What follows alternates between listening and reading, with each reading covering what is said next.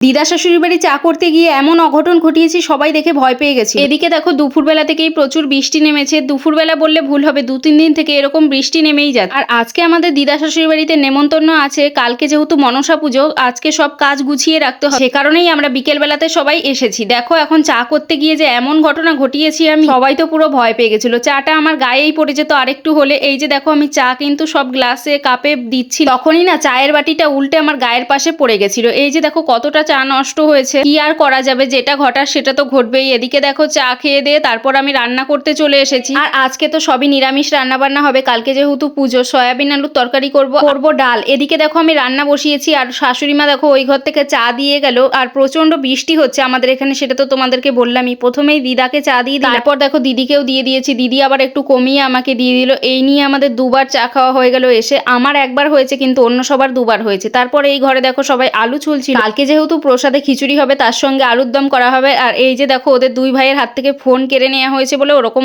অভাগার মতো বসে আছে। রান্না বান্না করে এই যে সবাইকে খেতেও দিয়ে দিয়েছি। এখন ওই 10:30টার মতো বাজে। আমারও প্রচুর খিদে পেয়ে গেছে। খাবার পরে দেখো আমাদের প্রচন্ড ঘুম পাচ্ছি। শাশুড়ি মায়ের খাওয়া হয়নি বলে সবাই আমরা অপেক্ষা করছিলাম কখন খাওয়া হবে আর কখন বাড়ি যাবো। আর তোমরা লাইক করতে ভুলো না।